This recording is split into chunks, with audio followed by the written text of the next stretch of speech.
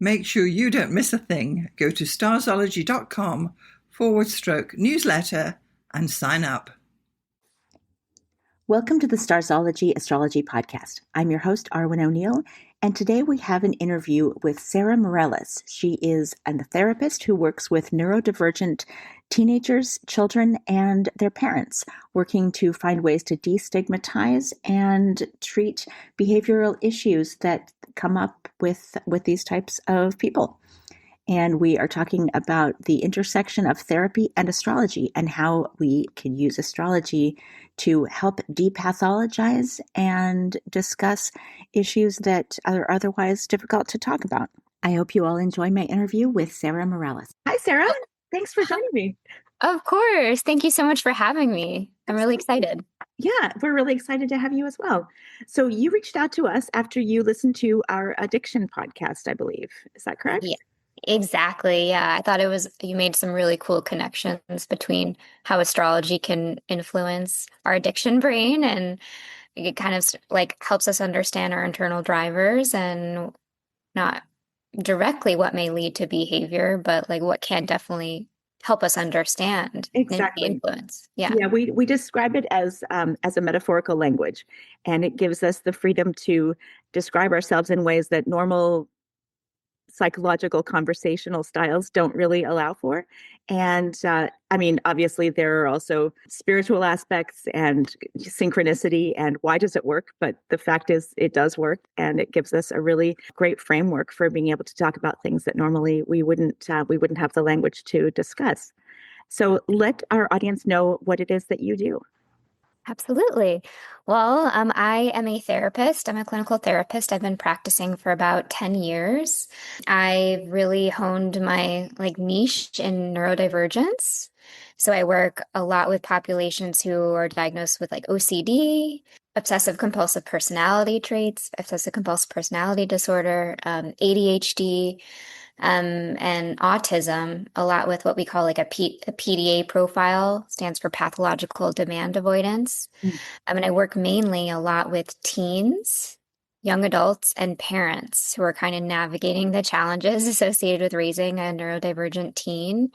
I coach parents. So during my time with private practice, I developed a coaching program specifically for parents to help them understand their teen, their behavior, and help with communication, to help basically guide their teen on their journey towards independence and independent adulthood.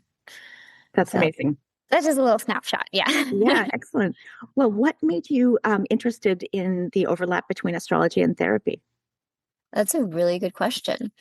I think a lot of humans, I think we're generally interested in finding connections, finding patterns, and understanding how the brain works and why certain, behavioral patterns develop, or, why we do what we do.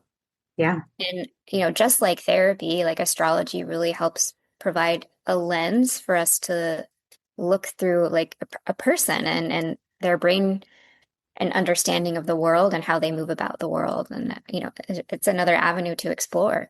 Absolutely. So, yeah. Have you introduced astrology into your practice as a therapist yet? Or is that something that you're thinking about doing in the future? That's a great question too. I do when my client is open to it. Yeah. It's same. Every person is so different. Yeah. And what resonates for some may not resonate with others. And it's just it's how open the client is to looking at things through a different lens.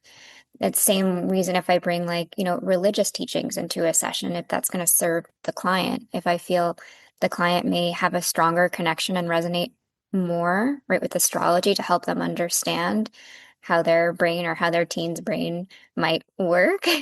It's to help too, and I wanted to bring this up, to reduce the stigma. Yeah. Instead of a clinical diagnosis, there's a lot of just negative association when you say, hey, my child has ADHD or autism, instead kind of reframing it to be oh no, these are common, character traits. Absolutely.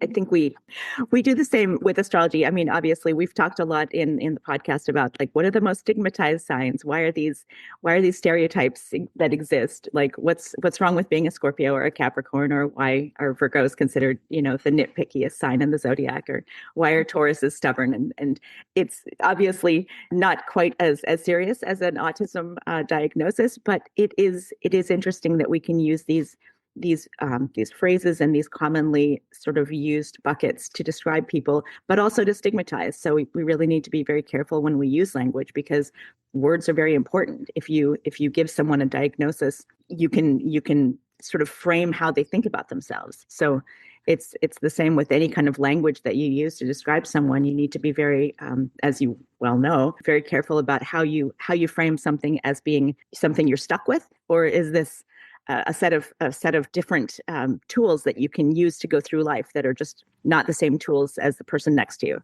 right? Absolutely. Yep.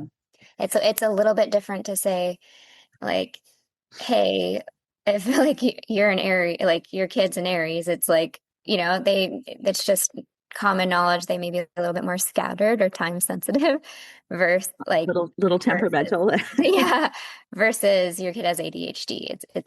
It may be a different emotional response. And Right. then that in turn reflects how open a parent may be to receiving the information. Right. So how do you think astrology could be used to help parents reframe behaviors that maybe they previously saw as stigmatized or difficult, or defiance, for example, if we're talking about an Aries or a fiery personality? How do you think that would be best approached if they were open to it? I might be like, okay, we're looking at what clinically we may diagnose as like ADHD or OCD, but yeah, a different way of understanding it could be, their sign may be more, or their planet may be like more closer to like Mercury or like Uranus, or for ADHD, or Mars, where there might be a little bit more impulsivity, more of like a high drive, or kind of like a hyperfixation Right. or a hyper focus. Totally. And they're certainly not the only child that will have that high drive and the kind of like the impulsivity. And it's just a different way of understanding and guiding the parent of like, okay, here's some helpful tools that we would use for a kid with, more impulsivity or trouble concentrating or sitting still. And like Exactly. making the planetary connection or the sign connection to help them understand that they're certainly not alone. And Right. they're certainly, It creates kind of a buffer as well, I think, just putting it in a different framework of language, where we can say something like, okay, well, maybe they have Mercury square Saturn or something like that, where Mercury tends to be, obviously, as the planet of communication, it tends to really show up in the charts of people who have either learning disabilities, difficulty grasping language early on. And maybe Mercury is retrograde in their chart, or maybe it's afflicted by one of the outer planets, or part of a T square or something like that. Not to throw like a ton of astrological jargon at you, but these are things that we see with an afflicted Mercury a lot of the time, and they can relate to sort of early difficulties in communication, or in keeping up with the communication speed that they're expected to in school or with their peers, right? And so definitely. framing it with parents as something like, this isn't a diagnosis. This isn't like there's nothing wrong with them. They're just learning at a different speed. And I think that's probably something that you would approach in a similar way, whether using astrology or not, by saying like, they're just different. This isn't, it's not a curse kind of thing. Yeah. Same with like when you see OCD or obsessive compulsive, we see a lot of like traits or characteristics where it's kind of we're dealing with like the perfectionism Right. piece that we're trying to it's hard for some teens to like move on from a task if it's not perfect. There's kind of rigidity around like rules and how we do things, like that's more connected with what we call obsessive compulsive personality traits, Right. where it's like there's this huge morality piece to it, where it's I have to do this because it's the right way to do things, Yeah. which can be really, really, really stressful for parents who Yeah. just, want to move on. Like, let's just go to school, or like, let's, Right. let's just move on. Like, Yeah. but Parents are like, having I'm like, I'm the one making the rule. Why is Why is my kid Yeah, trying to keep me to this moral task that they've decided is more important than what I want? exactly. It can be really frustrating for parents to be like, okay, so my kid has OCD or they have OCPD, and they're looking at it through more of like even though it is classified, if it's intense enough a disability, they're looking through it like a disability lens. And it's hard to have compassion when when someone's brain is like operating in a completely different way than how we would think about things or do things. Right. Yeah. So yeah, if we could look at the astrological chart and be like, okay, OCD or might be more associated with like Mercury or Saturn, like inner rules and like, you know, fear of like being wrong or fear of Oh, experiencing yeah. shame. Totally. But yeah, wanting to do everything perfectly to not experience that. And that's a very human experience to not want to Absolutely. experience As a shame. Virgo, I can very much relate to that. Yeah. On the positive side, I was the girl who always went into my mother's closet and organized her shoes by color, or like I would untangle all of her necklaces and just sit on the floor and, go through the jewelry box until it was finished. Of course, as an adult, those perfectionist behaviors then end up being great. They go on the resume. That's like, oh, you're detail oriented, you're perfectionist. That's great. It's an adaptation. But taken to an extreme, any of these, wonderful skills that we kind of appreciate in modern society. Oh, you can focus. Well, yeah, that's great until it's hyper focus, and then you don't have control over what you focus on, right? It's all a Right. matter of degrees. Yeah, exactly. And we also like don't give enough credit to the strengths, I think, associated with yeah, Exactly. perfectionism or like having like good attention to detail. And so too with astrology, it gives you more permission to focus on the strengths. Exactly. Yeah. It's like, I mean, we don't want to consider, something that's a diagnosis, like kind of a secret superpower. But at the same time, if you're dealing with parents, focusing on the positive, I would think has to be part of the toolbox, right? It's like, Mhm. okay, maybe the kid has, you know, hyper focus on certain things, but put them to use in a positive way, right? Like, what are they hyper focused on? Well, like give them a little job, make them feel needed and wanted and appreciated for something that in another context could be annoying and wasting time and why are you doing that kind of thing, right?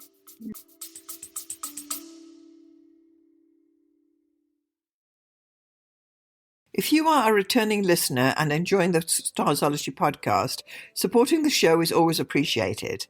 It helps us continue producing episodes and covers the costs involved in keeping the podcast online. There's a link in the show notes. And I can speak too from like personal experience too. Like I have an ADHD diagnosis.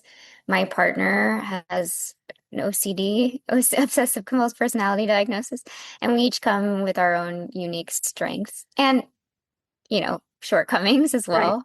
But it does help to balance, and it balances the picture of like, okay, yes, with an ADHD diagnosis, Aries sign, it's like very scattered and like very impulsive, which can lead to sometimes really bad decision making or not thinking things through all the way. Right. Um, but it also comes with like, more creativity and, excitement and emotional sensitivity to the needs of others. And same Absolutely. with like the OCD, it like, brings to the relationship, it brings a sense of like more order right, to the Aries sign and like structure, which is very much needed too for something Definitely. that's like time blindness. So, Right, totally. yeah. And in a relationship, obviously, there's a period of negotiation where you get to, understand each other's habits and each other's, for lack of a better word, strengths and weaknesses and what you're bringing to the table and how you can kind of help each other and fill in the blanks where, what might be a weakness for you is something that you can lean on for them. I would Mhm. think with a parent-child relationship, that's a little more difficult because obviously Mhm. the parent is still trying to teach them how to perform as a human in the world, right? And Yeah. you don't always want to be like, well, your way is right too, you know. Yeah. But I think astrology and any other kind of metaphorical language that we might bring into the table would give at least the ability to put a positive spin, right? where it's not just like, okay, well, this is your diagnosis. We have to deal with this for the rest of our lives. And it's stigmatizing, right? Mm-hmm. Absolutely. I mean, you're right. With the parent-child dynamic, it certainly is more challenging. So I think too, with, society expectations and what is expected, quote unquote, to look like to be a good parent. But when you have a teen with maybe a more severe like autism diagnosis or the pathological demand avoidance piece, it can feel very shameful for parents when like, okay, my kid's not brushing their teeth or they don't want to get dressed. They can't go to school on time. And so, for parents, they have to deal with kind of a lot of feelings of shame or inadequacy around society expectations for their Yeah, teen. But I think too, with astrology and, hopefully like a good therapist, you're you're able not to take on that society responsibility so personally. And you're able to kind of take a step back to be like, okay, are my child's basic needs being met? And if we could just focus on the core, like basic needs and giving praise to the parent for what they are able to do, right? Given the disability or given the difficulty or sometimes diagnosis. Yeah, diagnosis. Yeah. yeah, So I think too, or astrology, when we look at it through like the star and, all of like the signs and it's I think it gives parents permission to step back from the shame or the society expectation absolutely. to, you know, just focus on like, well, here's what I am doing and here are the strengths within that. Right, right. Because I mean, the astrological chart is a complete combination of negative aspects or hard aspects, as we say, like difficult squares, oppositions, and T squares and all those kind of like difficult configurations. But it's also composed of trines and sextiles and conjunctions, and every chart has a combination of all positive and negative, right? So you're never going to have a chart where it's just nothing but like negative aspects. That's literally not possible, right? Yeah. So we always say, well, if you're let's say your moon has a bunch of negative aspects to it, and you had the moon is typically associated with childhood and the relationship with the mother. So if you have like say moon square Pluto or moon square Saturn or something like that, where that really would indicate a difficult relationship with the mother and difficulty, feeling loved or feeling appreciated for who you are. And that's something that you would carry through to adulthood. Well, we would say, okay, well, what else is the moon doing in the chart? Maybe there is a positive aspect to something like Jupiter or whatever, and that would sort of ameliorate the negative aspect. And you'd say, okay, well, let's lean into this positive aspect and see how that could be used as an outlet. So, maybe you're always going to feel your first instinct might be to feel like, oh, I'm not good enough because something that happened in adulthood is triggering this sort of maternal neglect or whatever you felt in childhood that was this sort of not good enough kind of feeling, leaning into something that you do find positive in your emotional outlets, like feeling that your mother didn't love you enough. Maybe that makes you more nurturing towards other people because you recognize that in others, right? And Definitely. that's a way that we can use astrology to sort of say, okay, you have these afflictions, you have these difficult aspects, but you also have these outlets that you can turn around a negative experience or a negative feeling, because obviously some of these things don't come from an actual experience; they just come from your perspective, your perception of that world that you grew up in, and using that as the ability to see it in others, so you can be helpful and you can be more compassionate and more empathetic. Yeah, it's like a strengths-based language. Totally. Yeah, exactly. Yeah, I love Yeah. that. Yeah. Absolutely. So one thing that we talked about learning disabilities. There's also the aspect of sort of emotional regulation. Do you deal with that a lot in your practice as well? Oh, very much. Emotion regulation. That's one of the core foundational principles that we have to teach, not just for teens, but for parents as well. Yeah, I imagine. Parents can't regulate. They're not going to give a good, response to the teen. The teen is going to pick up on that energy and they're going to shut down. And with like pathological demand avoidance, it's sometimes it's about feeling, and I think we all feel this to a degree, needing to feel like we have some type of control, over our environment, Right. and like we have some type of autonomy or choice. And so if a teen picks up on sometimes a parent is, taking away their autonomy, that's going to be very dysregulating. Right. And so we want, like, sometimes the parents, we have to teach how to self-regulate in order to access like the logic or the thinking brain to be like, okay, no, my teen just he wants choice, he wants autonomy. So I have to like maintain my composure to be able to respond in a way that they will be receptive to. Absolutely. I think even in perfectly, neurotypical teenagers, there's puberty, there are hormones, right? Yeah.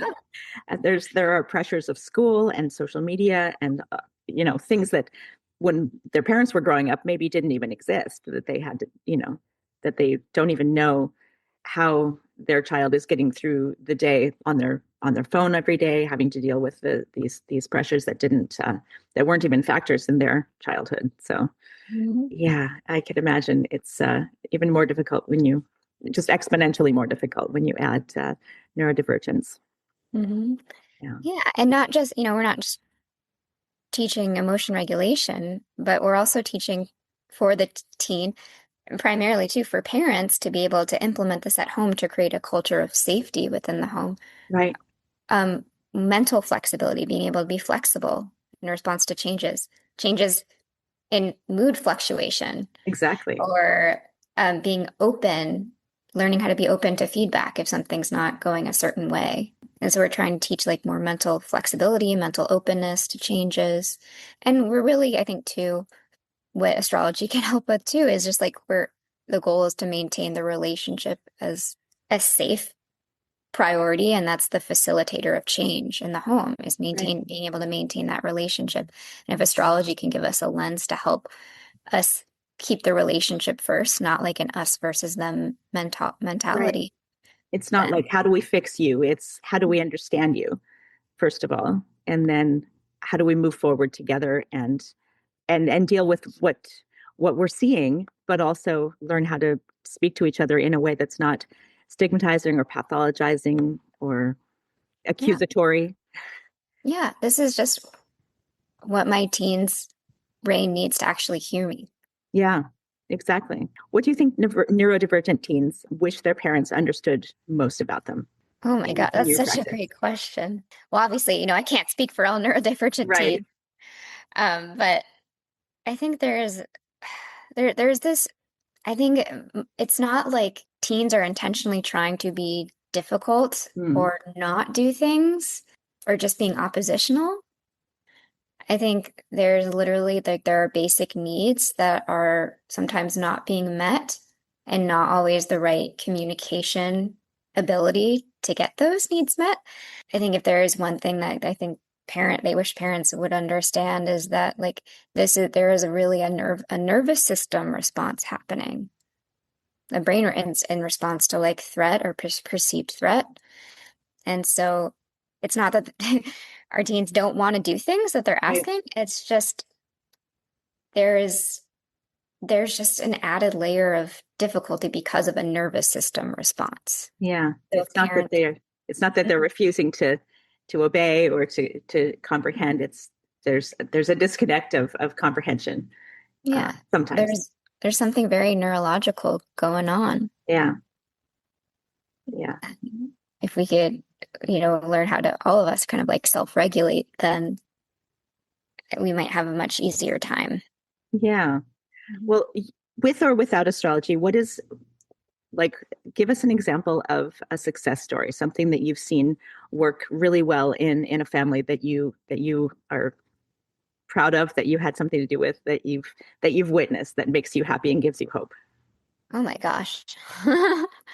So such a good question. So I worked with a family whose, yeah, I mean it seems so simple, but it's really not, given all the like the layers and complexity to, how someone's brain operates.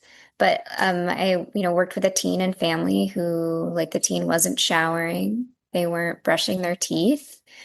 They would, stay in the house most of the time. And we've tried lots of different things. We tried like behavior charts, rewards charts.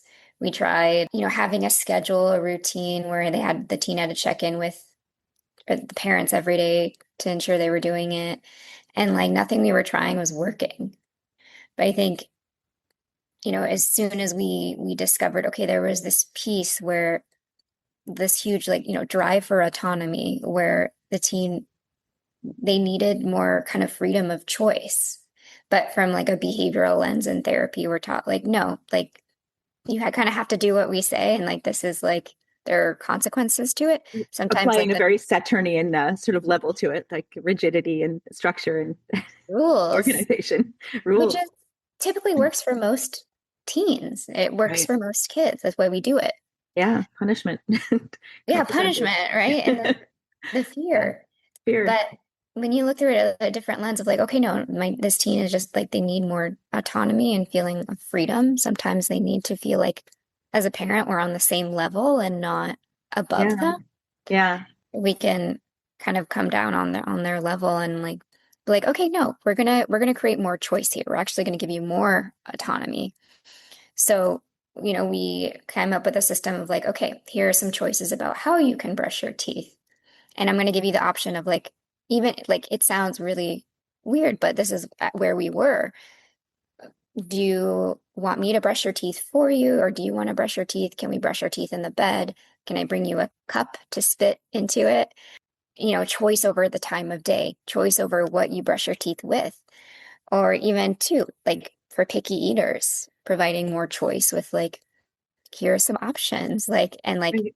being less like you need to do this, but taking a step back and like using like more visuals and like sensory tools to help increase that sense of autonomy and choice. It works. It's Yeah. strange how it works sometimes when you pull back. And I think too, at first it's kind of cringy for parents. It's like, no, like I'm the authority. Like I need my Right. team to do what I'm saying. But it does require a bit of a mindset shift. And I think Yeah. astrology can help with like that mindset shift of like, this is just what my teen needs. Yeah. And so providing what we call it in therapy accommodations, providing more accommodations sometimes can be useful. And so now, after working and making all those accommodations, the teens started slowly to do things more independently. They That's nice. started, yeah, turning on the shower on their own. They started, brushing, like deciding to brush their teeth at least a couple times a week on their Yeah. own.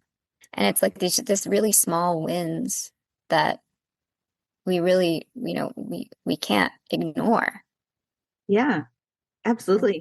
Yeah. Never So ignore a there's, win. yeah.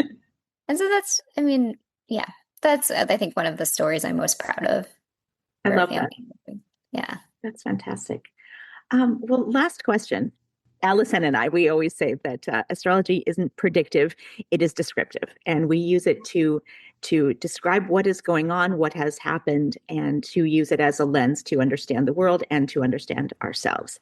And I believe that anything that you're doing with children and by extension parents is not about predicting who the child will become, but understanding who they are now and how we can move forward into adulthood. And I mean, I don't know anyone who says, "Oh, my childhood was, like my teenage years were like the best years ever." Like most people look back and they're like, oh, "Thank God that's over." I wouldn't relive being in middle school, for example, for any amount of money. How do you think that you or any therapists can introduce astrology or any kind of metaphorical language to you know help with that lens of understanding versus predicting and diagnosing even. I want to just make sure I understand the question too. It's how can we like incorporate astrology into the learning environment for parents to kind of conceptualize what their teen is going through Yeah. and to not look at it through a prescriptive lens, but more through a lens of understanding and kind of like growth mindset. Yeah. I think like any therapy like session and like working with parents and helping them conceptualize what their teen is going through. I think, we've been doing it, and a lot of therapists do it, I think in most therapy sessions, is to use kind of sometimes metaphorical language and to look through like a lens of this is like not black and white thinking. This is not an indicator of your child's future if they're experiencing difficulty now. This is just like a learning experience. It's a learning experience for all of us. And just because your child is dealing with something difficult now, it's not a precursor determinant for the rest of their life. Same with the stars and moon signs, and like it's always changing. It's not predetermined. It's, we go through seasons of our lives and changes, and as we learn and grow, we have new experiences, our thought process and how we view the world, how we view ourselves can change.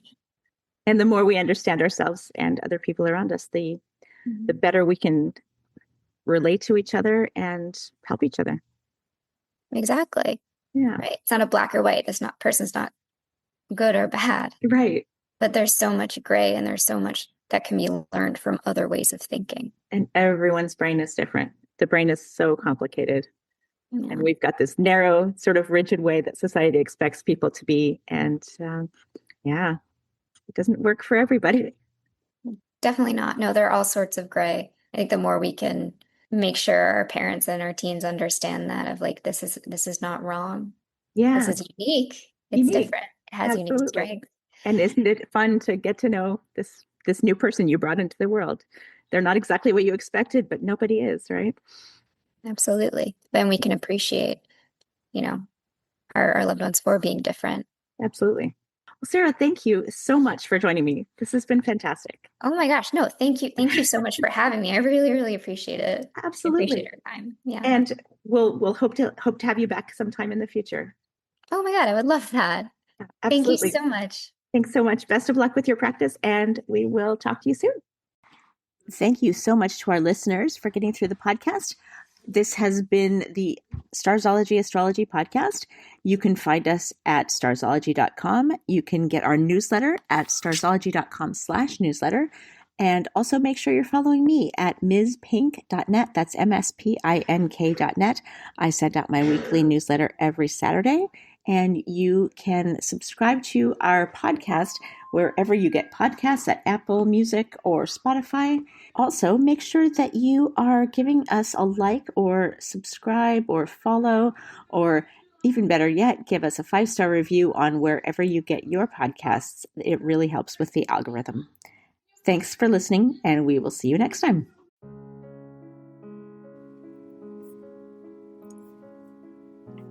Thanks so much for getting this far through the episode. I just want to take a moment to tell you about the 2 main options of my astrology services.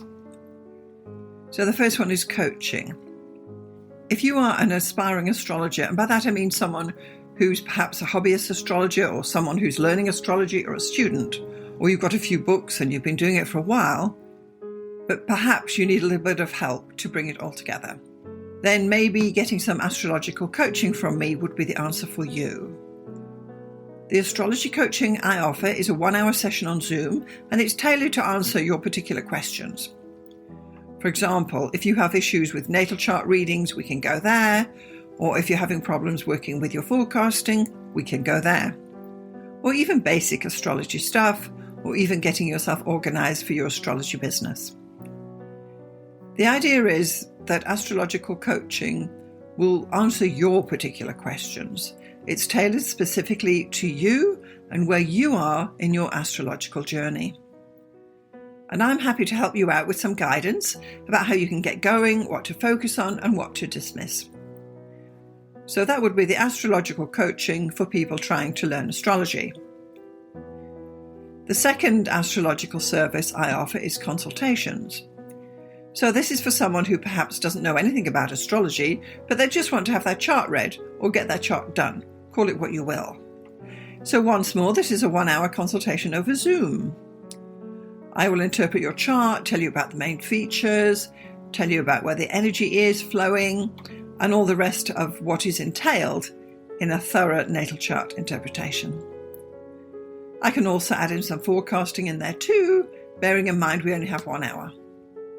So just in summary, I've got coaching for people who want to learn astrology, and I've got consultations for those who want to get an astrology reading done. I'm Alison Price from Starzology.com. Thank you so much for listening. We'll see you next time.